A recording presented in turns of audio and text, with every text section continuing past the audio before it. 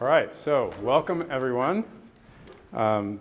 Really pleased to have the opportunity to have another bit of time with you at this fireside chat. We don't have a fire officially, but just imagine there is one. And if it were here, it would be an environmentally friendly fire, no particulate emissions. We're really pleased to have André Hoffmann here with us, visiting time and spending some time with Yale Engineering, meeting our faculty today, and we've really enjoyed our conversations with him. The part of the goal today would be to discuss this remarkable new book, The New Nature of Business, which he has written in collaboration with our other visitor, Peter Vanum. And what I find inspiring about this book, well, we'll hear more about it, but it outlines sort of a philosophy and even a rubric for how to think about entrepreneurship and business generally as something that is somehow at peace with the environmental goals that we all hold dear here at Yale with our planetary solutions effort, and thinking about the ways that a great university alongside business leadership can work together to build a sustainable future.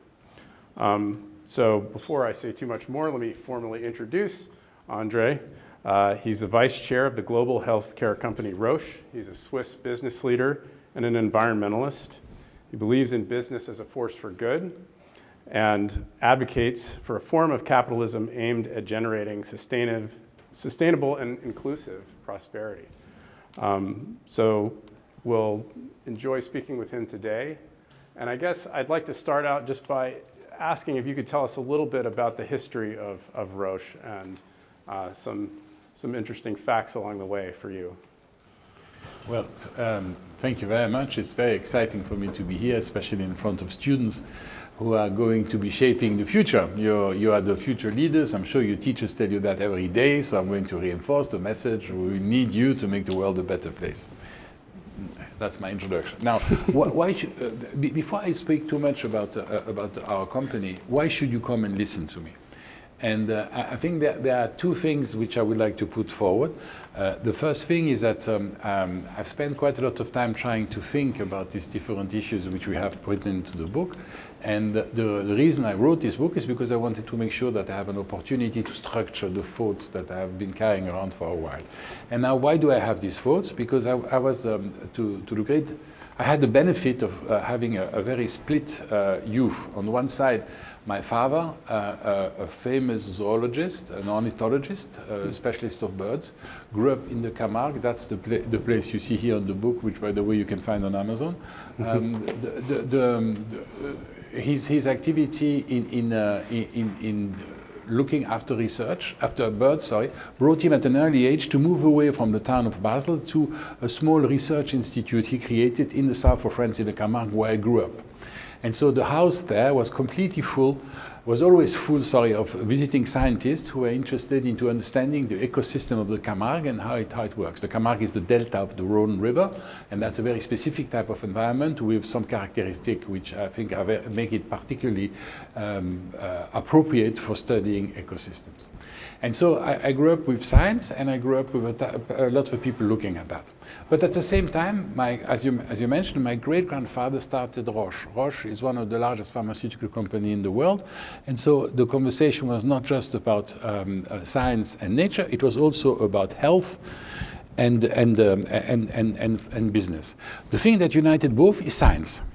You cannot do a pharmaceutical business without looking at innovation, without looking at science-based innovation. And on the other hand, nature provided this wonderful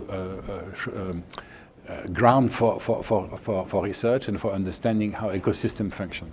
So the fact that I was able to drive these two sort of life in parallel led to us a moment where I had to decide if I was going to go to stay in nature or if we're going to go towards business.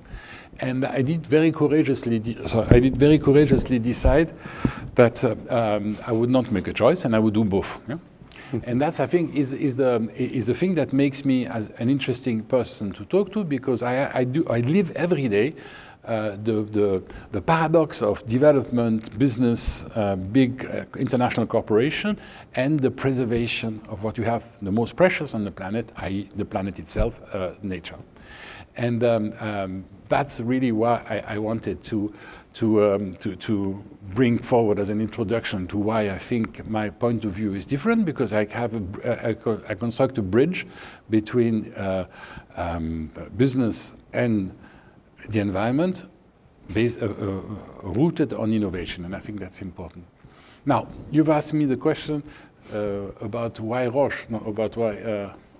I'm just sure you can dream up some anecdotes for us about your early years working with Roche. Yeah, well, I can, so my great-grandfather started the company. My father sat on the board for a couple of decades.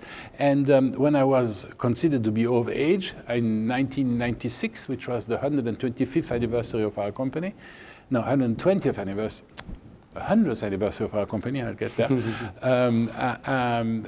I was elected to the board. And I remember very well that when I was elected to the board, of course, there was a lot of interest into the different business circle in which I was. And I started asking around, well, guys, this is wonderful. Now we're in business. What can we do for nature? And I was like, don't be ridiculous, André. We're professional, we're in business, we make money. Nature is not in the boardroom. Nature is in the Amazon, it's in the Camargue, it's far away. Let us make money, and with the money we have, we will give you some funds for your birds in the Camargue. And that was really sort of, for me, a sort of day of reckoning, where I realized that we were all in the same planet, but we were living in some very different worlds. And there was very few people and there are very few people who can make the distinction between the two. In the book, we talk about the swimming pool, with the lanes. We swim in lanes, and we rarely meet. If you really want to have a competition, you swim on, everybody in his own direction. But if somebody makes something bad with the water there, well, it affects you there as well. We're all in it together. And that's how I was able to impress on the people in the company that nature does not matter just because it's beautiful, but it matters because it is part of the life support system on Earth, which is what we're trying to defend now. So 28 years later, I can say with absolute conviction that the future of the company is completely understood to be interlinked with the future of the planet. And that wasn't the case before. So that, if you want an anecdote, that's one anecdote. We could add to it one very simple dimension. When we do our strategic exercise in the company, we need to think about what the world will look like in 5 years' time. And in the past, we could say, well, nature will stay the same. The company, will evolve. Today, we know that nature is not inexhaustible. It's not inexhaustible. Sorry, we are using the natural resources collectively quicker than we can regenerate them, and that's an important factor for business planning for the company as well. Interesting. So I know in the healthcare world, there's frequently moments where the big fish eats a somewhat smaller fish, or opportunities for companies to merge, but you stayed as a solo company. Were there points along the way when you had to make a decision about this? So that's the introduction to the book. So we have a family-controlled business, but the family-controlled business does not mean there's just one person involved. It means there is a group involved. And groups sometimes have a tendency of if everybody is supposed to do everything, it ends up with nobody doing nothing. And I think that we were a bit suffering from that syndrome. We were in very comfortable circumstances, and we were sort of trying to look at the future in a way where we shouldn't get too involved. And then our neighbor, our competitor, our direct competitor, made an offer and said, we want to buy you because obviously you're not good owners, you're not looking after the business. And that was a very important time for the family history, because suddenly we had to regroup. We had to regroup under a decision. Are we going to sell, or are we going to keep? If we keep, we need to get involved. We need to get more active. We need to actually take control of what's going on. Because being an owner is not just a privilege, it's also a job. And especially in companies which have this long cycle to innovation, up to 15 years before we can bring a molecule to the market, we need to make sure that we can guarantee stability, long-term thinking, and better allocation of resources than just servicing shareholders. So we took that decision a little bit instinctively. We did not really have lots of robust processes, but we do now because we knew that it was something that we needed to do as a consequences. So yeah, that's the answer. And how did your experience with the company lead to the inspiration to write this? Well, I was trying to say that in my introduction in a certain way. The fact that we were not really dealing with nature as a dimension is something that, as a living necessity, is something which I really think we needed to address. And so the book talks about 3 big things that business should be doing when you consider the future. The first one is very clearly that we need to not just look at financial flows, but we need to look at impact. What are the consequences of our action when we are in charge of that sort of business? And for me, just measuring financial flows is a very narrow way of looking at this. Businesses are far more complex than just a profit and loss and a balance sheet. In our case, it's 1,000 people. It's 100,000 people. It's about 120 million patients taking our drugs every year. This is about dimensions which you cannot just talk about margin or cost towards income. You really need to understand the consequences of what the decisions are that we are taking. And so the measurement of the impact on the social, the human, and the natural capital is crucial to be able to create the sustainable value that we want to achieve out of this. Now, how do you do that? Well, first we need to define the human capital. It's each one of us individually. Are we happy? Are we well? Are we at ease with ourselves? Do we do the things we want to do? Do we know where we want to go and how to do that? How can we create this state of self-realization, which I think we all aspire to? So that's one way of measuring impact. The other one is impact onto the social system. The contract that unites us, what we owe to each other, what our rights and our obligation independently towards each other. For instance, why did you all come here today to listen to me? You could have been staying in front of your screen watching football or watching soccer, as you say here in the US. There are certain sort of characteristics of us as a group which we need to understand and which are influenced by whatever decision we take in daily life. And then the third one is nature. Now, as I said earlier on, nature not as a beautiful thing, not as the panda or not as the lion or not the tiger, but nature as the life support system on Earth. If you don't have nature, we will die. And we are at the moment very actively, very efficiently destroying it. So we need to take that into account. And so if you understand the impact that each one of you dealing in the company, because we're talking about the company here, but also in every walks of life, in every organization, every politics, in every NGOs, whatever, in every walks of life, when you take a decision, you have an impact on the social, the human, and the natural capital. And these 3 impacts are interdependent. The 3 capitals, are interdependent. You need to really understand the consequences and how you can use that to create a robust solution. So that's the first thing we talk about in the book, and I think that that's something that we can apply to our daily lives every day. The second thing we talk about in the book, and I think is an important one, is how do we put value to nature? We use, I believe that the capitalistic system is a system that's going to survive us, and it's a system that we need to continue to defend.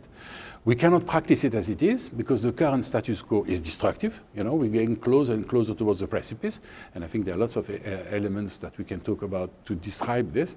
But we have one of the weakness of our model is that we have decided that nature is free for all. That a glass of water is for free, that a breath of fresh air is for free.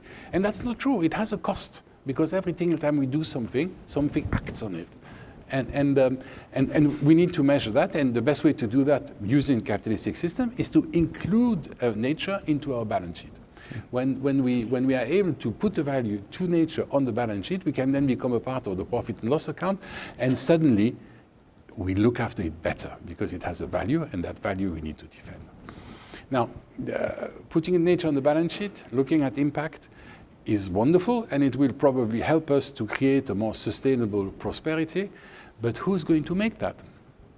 Who is going to take these decisions? Who are the people who are going to be able to have sufficient humility to accept that the current status quo doesn't work? And who are the people who are going to act on this, to actually have the courage to take decisions? Humility and courage are the two dimensions which I would like to see practiced in the people I recruit for our company, in the people that I work with. Because today, the idea of thinking that all you've learned at school is exactly what you need to apply is probably wrong. You're going to be confronted with problems which we probably don't really have the dimension of yet. And so we need to make sure that there is sufficient humility to listen and then to act on it. So that's what I would define as leadership. And also, making sure that in our companies we give ourselves sufficient space, sufficient distance to be able to take these decisions without compromising our own career. Today, if one of the managers I know tells me, from now on I'm going to manage my business for the well-being of society, I don't predict a very long career. This is too enormous. It will have to be done in small steps. It will have to be done as we go along. And so that's the book, in fact. Voilà, you don't need to read it anymore. So can you point, though, once you started including these ideas in the balance sheet, to a specific policy change or a specific action that makes concrete this idea and how you could think of taking actions to improve? So one of the first things we did at the company is to define our purpose. What do? We don't exist to make money. We don't exist to serve shareholders. We exist to serve the patient. And we decided to capture that with one sentence, doing today what the patients need next. Mm-hmm. So if you want to do, you need funds, of course. So profitability is a given. If you don't have profitability, you can't really continue to work for the patient. But what's important is to do today for next. And so you have this long-term horizon. So the first thing we've done in the company is to stop a planification system that's just on a one-year cycle. We try to look a little bit longer term and try to see how we can create value in the interest of the patient for the long term. I'll give you a concrete example. When the pandemic came and suddenly COVID was everywhere, we were the first company to bring on the market a rapid testing system. Which is a kit where you remember all, you have to put in the nose, you have to dilute it, you put it on the, you remember. Our test had about 12 steps before you can use it. And these 12 steps were all, once used for a test, deemed as medical waste and had to be thrown away. You cannot recycle medical waste. Well, now that the pandemic is over, and we are developing new tests, but we redesign these tests to make sure that there are less steps in the process. And if I remember well, we now are down to 5 steps, which means that when the next time you're going to have to test yourself, you're going to use less material, and we're going to have a lower footprint on humanity. That's an example. There are a lot of others there. And was there, other than just the obvious benefits of less waste, was that quantifiable in a way that you could kind of demonstrate down the road? Well, that's a very interesting point, because if we say that financial is just too narrow a measure to demonstrate how you can respectively create value for the company, then we can't really use finance to just say that it's working or not working. You need to have a level playing field in that context. But what's important in that way of thinking is the individual value of each person. Mm-hmm. We started creating a corporate governance sustainability committee, which I chair, 22 years ago. And by doing this, we sort of told all employees, this is important and it matters. And a lot of the people understood that by saying, well, the owners, they like nature. And so why don't we do something? And so there was a lot of small initiative in the company, small initiative after small initiative after small initiative. The example I always give is the nesting box, which a couple of people put onto the building. Suddenly birds were coming back into the campus. Nice idea, but it was not really what we were talking about. But it allowed a number of people within the workforce to contribute. And this sort of pyramidal effect eventually led us to 2 years ago recruit a sustainability officer and we now have when I say sustainability officer, a whole sustainability office, which is part of strategy. So today when we strategize, sustainability is part of this. And that's how we are able to create complete support for it, because everybody in the company believes in it. It's not something we said one morning, hey, I've been to Davos, we have to do something about sustainability. It's really something that comes from the bottom up and which has guided our process.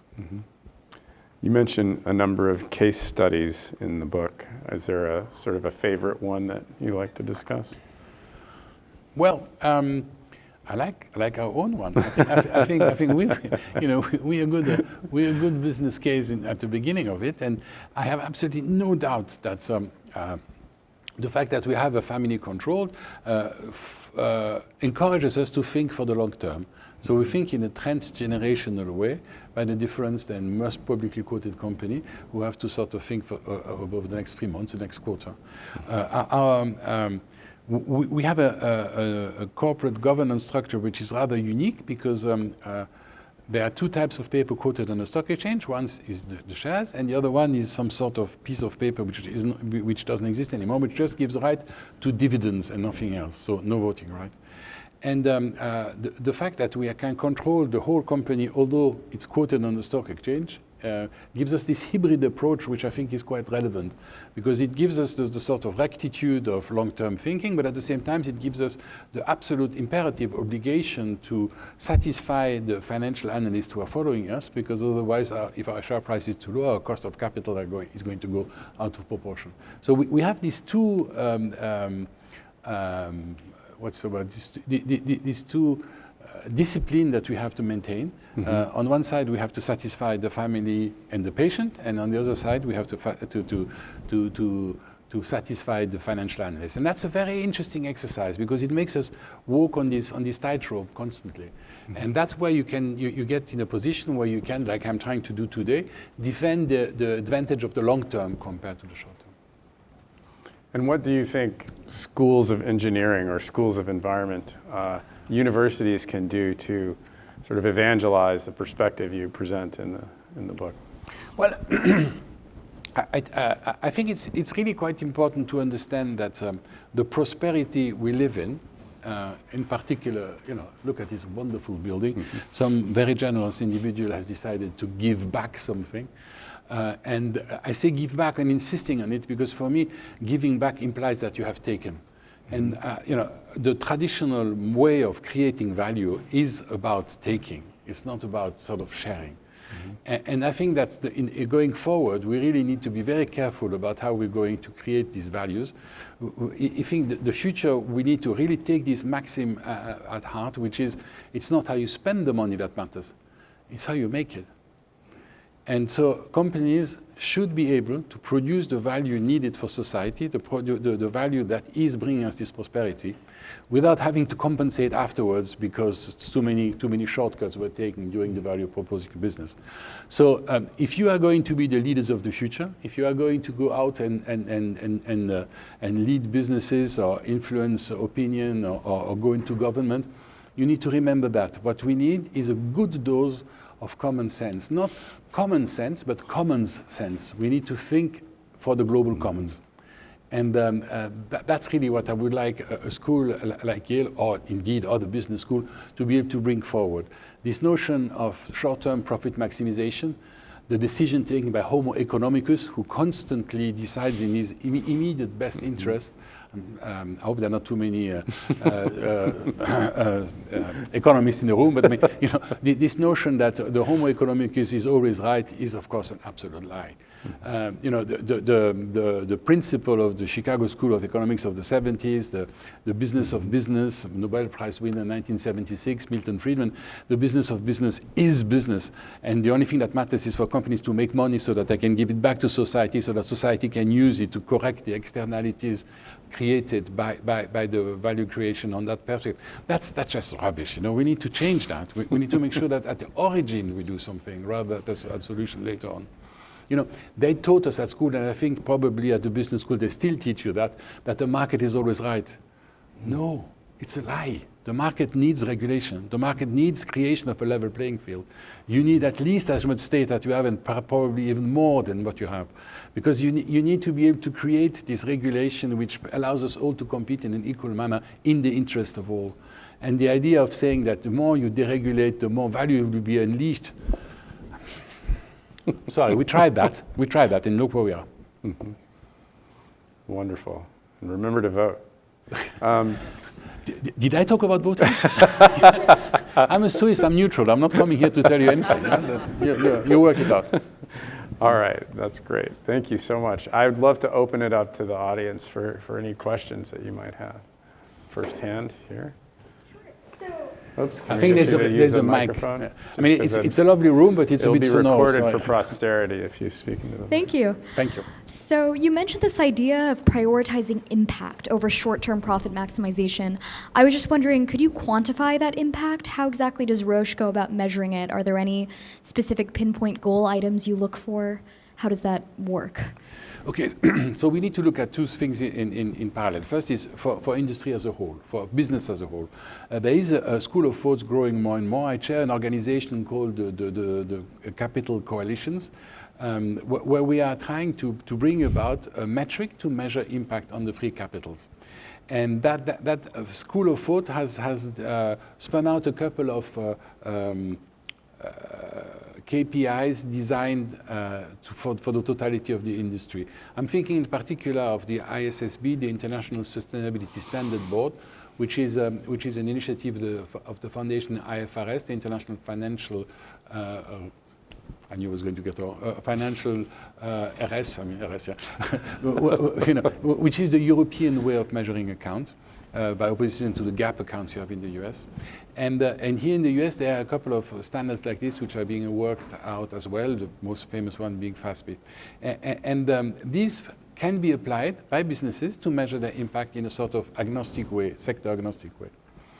Now, these are not mandatory, but frankly, I'd be very surprised if they are not made compulsory within a couple of years, because there is such a consensus building up. So many people are asking for this, and not just at the United Nations Convention, also at accounting level. So I think that reporting system on impact will harmonize very soon. We at Roche are using one consultant called the Value-Based Alliance, where we are trying as well to express our profit and loss, not only in financial terms, but also alongside an impact profit and loss. I do hope that before I retire from the board, we will have the two of them together and produce an integrated profit and loss account, but that will probably not happen for a couple of years. On the other hand, you can say that that is just reporting. And reporting is exciting because it gives you transparency, it gives you an opportunity to compare, but what you really need is a management tool. How do you, inside the company, actually decide based on this? So it's the same parallel that you would do with account and management accounts. And management accounts are sort of analytical and are sort of going deeper into certain parts of the process.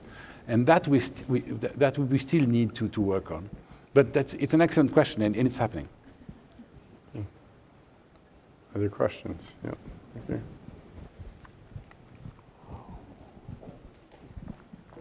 Reporting system, international financial reporting system. I got it. Yeah.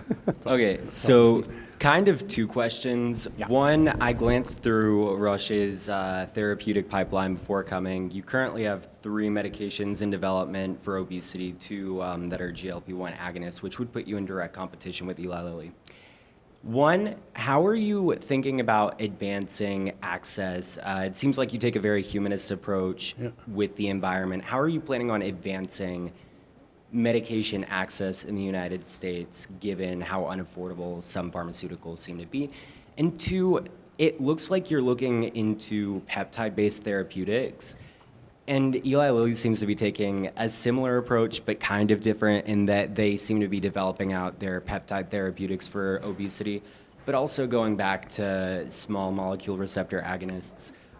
Where do you see the industry going with respect to the medication development types, given the logistical constraints with developing peptides? So the pharmaceutical industry in general has been driven by science for a long time. And so rather than going into peptide, GPL1s, or that sort of specific molecule, let's try to understand that the way it's been going, we are going more and more towards diseases which are expensive to treat, and I think in particular about oncology, and a patient base which is not large enough the patient base that can afford to pay for this expensive medicine is not large enough in the long term.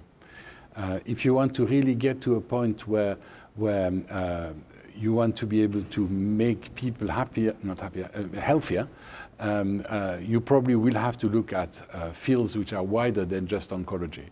Oncology, we've made huge progress, and there are a lot of these diseases which are today more treatable than they were in the past.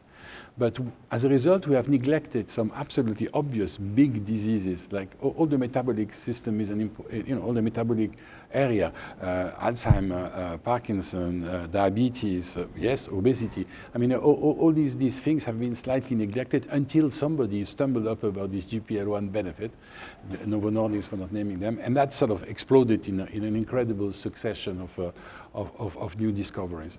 So I think what I'm trying to say in simple terms is that we need to pivot away from sophisticated, perhaps over-sophisticated therapies for complex molecules. We need to pivot a little bit more towards prevention.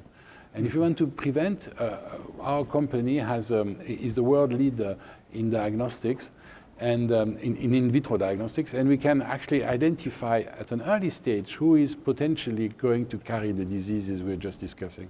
And so perhaps we can move a little bit up the value chain and make sure that we identify the potential patients before they're ill, which would lower costs for everybody, and in particular for the patient.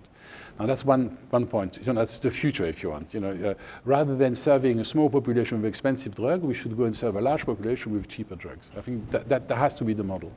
Now, access to medicine is, of course, crucial. That's what will determine our impact scoring eventually, because that's what we do. We sell medicine, and if people we're selling it to cannot afford them, what's the point of selling them? So we need to be able to find a mechanism that will allow us to access to a bigger group of patients to access it.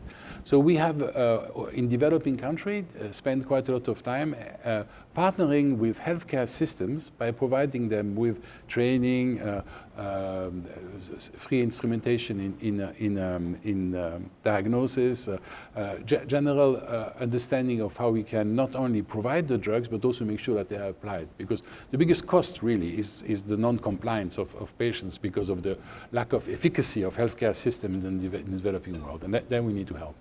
Now, in the US specifically, we have a foundation, the Genetic Foundation, which helps people who cannot afford the drug to a certain level. We're not going to give them for free, but we are able to help certain patients. By the way, the Eli Lilly molecule was developed by us. We just didn't believe in it, and we sold it to them. Can't win them all. Other questions? Yeah. Hello. Do you think that effective regulation can take the place of corporate responsibility, move it to the government level? And what do you think about that relationship? So I think that effective regulation is absolutely indispensable. It's not just a question of good intention. When I was talking earlier on about finding some regulator who can really help to create a level playing field, it works both ways. At the moment the game is easy. The regulator stops us making profit, and we are trying to go around them to continue to make the profit. So it's a sort of stupid confrontation, which is not in the benefit of everybody. But if we do have this common sense on both sides, we can actually get to regulation which is better for all. And that's, this is a norm that we have to give ourselves. I don't see that as impossible. But we have to move out of this confrontational approach and get into a together approach, a public-private partnership. Partnership for the good, partnership for the patient. And I really don't see why we shouldn't be able to do that. Maybe you know something I don't know. I doubt it. Thank you for your talk. My question is, how is Roche incorporating AI into the drug discovery, drug development process? And is that something that's going to persist long run in the pharmaceutical industry as well? So AI has a contribution to our business, which is at several different levels. There's, of course, the help to research. We were talking this morning about the folding of proteins, how AI suddenly allowed to understand much better the multi-dimension needed for really understanding how proteins behave under the microscope. Secondly, AI will have an impact into the way we run our businesses. One of the most important way of understanding what the future of health looks like is to understand the data from patients and to aggregate them, to use them to anticipate what should be happening, to get some learnings out of them. In the UK, you have, since the Obama administration, a framework which allows you to use this data once they're decoupled from the identity of the person, and this computational, the HIPAA protocol, the computation power applied to this is starting to yield some very interesting results. In the past, you had to have a hypothesis and then you would go and test it. Today, you just throw the data into the machine and the hypothesis comes, and then you can actually empirically decide what you want to do. That's a huge change. There are lots of diseases which have not even been described yet, which the AI can describe before we get to them, which I find, for me, it's absolutely mind-boggling. But data, big data, meta-analysis, improvement of visualization of the molecules, and then, of course, also improvement of the system in which we distribute this medicine. So I'm not going to surprise you by telling you that this AI is there to stay, and to stay for a long term, and it will be part of the way we do business. We recently developed a new research center in Switzerland with a number of wet labs. Well, we've worked them in such a way that they can become dry labs quickly, because I wouldn't be surprised if in the next 10 years we were going to need much less labs and much more silico.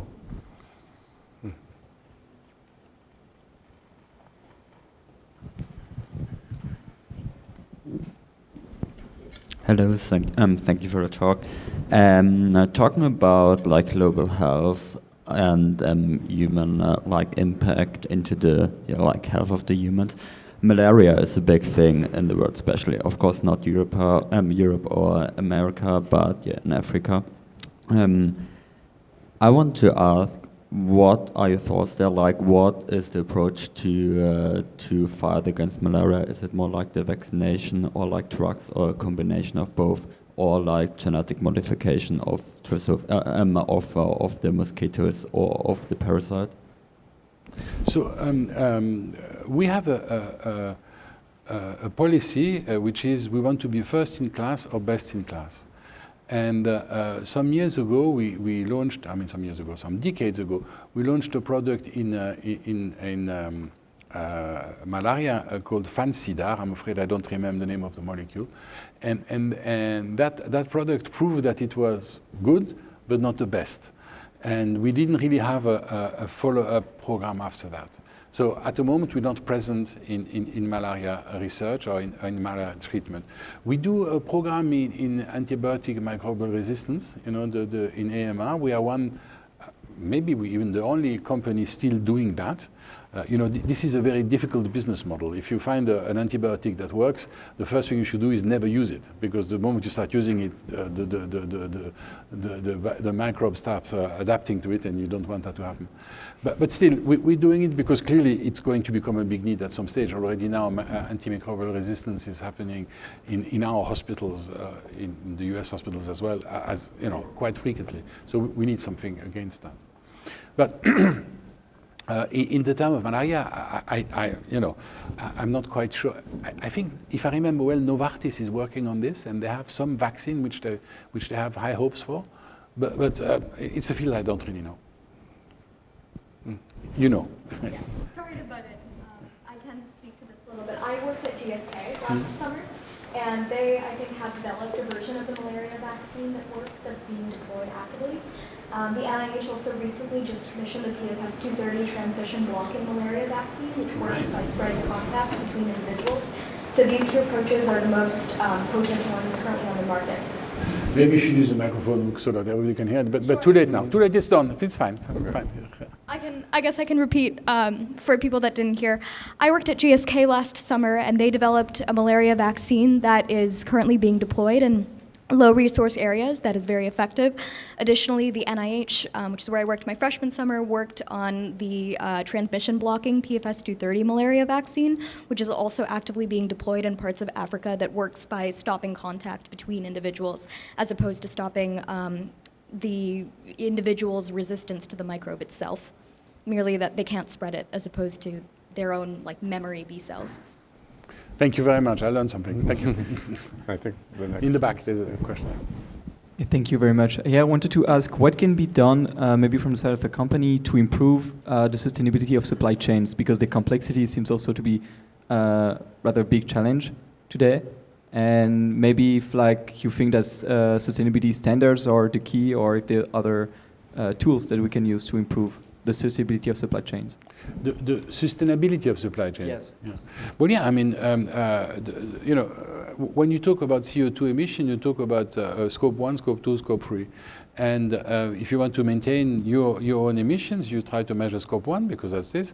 But one thing we tend to forget is that scope 3, which is the one that are induced by our consumption, are scope 1 for somebody else. And so if you really want to look at the whole value chain, you need to get to the same sort of logic. You need to make sure that each participant in the value chain take the sustainability as an important criteria. And that gives me the opportunity to insist that this book is not about just what Roche is doing. Roche is an example, but it's about how business can raise the game in matter of sustainability. Because if we don't have a system of value production that is sustainable, we will not be able to create the prosperity that is needed for humanity to survive. So I think it's important to underline that. We should be looking at our value chain at every time, or in whatever business, not just in Roche. In Roche, we've introduced something we call product stewardship, where we look at value chains not as a general concept, but at each individual product. How can we sort of look before and after, and how can we minimize it? But there are many other ways of doing it, and if we don't get to a sustainable value chain, well, our businesses are not going to be sustainable. And by the way, at the moment they're not, as you know. All right. I think we have time for one last question. Yeah.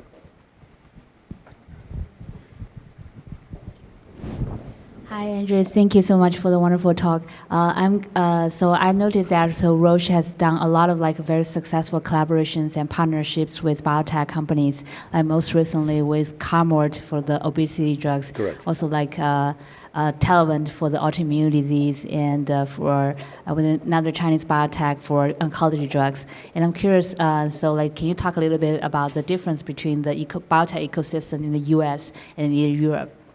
The difference into what? In the difference between the biotech ecosystem in the U.S. and in the Europe. First of all, we define ourselves as a biotech company. We're not pharmaceutical, we're biotech. We're the biggest biotech company in the world, and we're proud of that.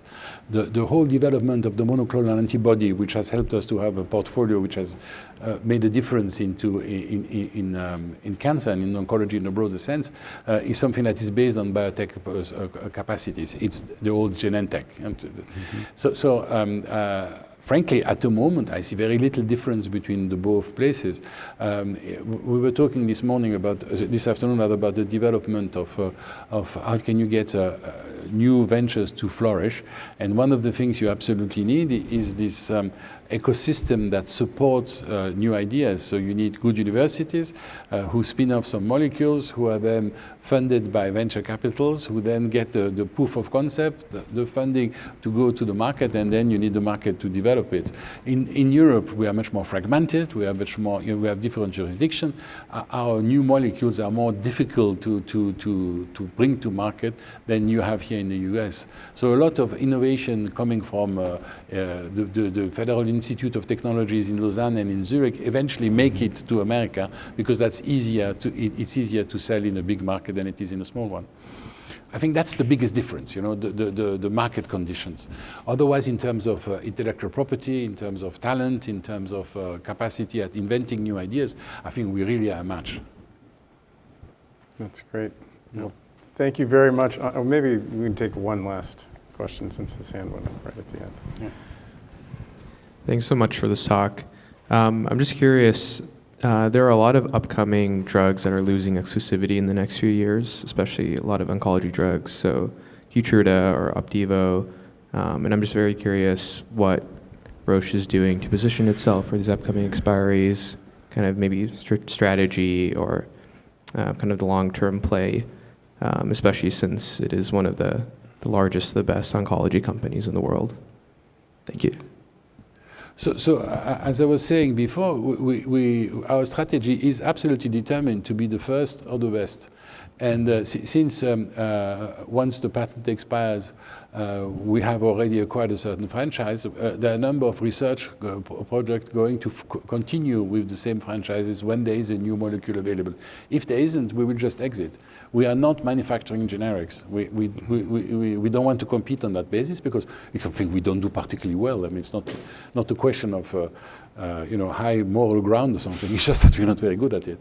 And so in that context, inventing new products depends very much from where the science takes us.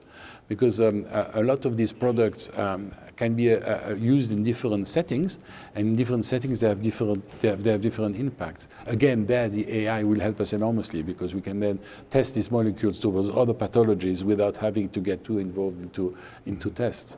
So I don't have a definite answer to that question. I think it really is very much, we'll take it as it comes. That's great. Well, thank you once again, André, for a wonderful talk and very informative. I learned a great deal, I have to say.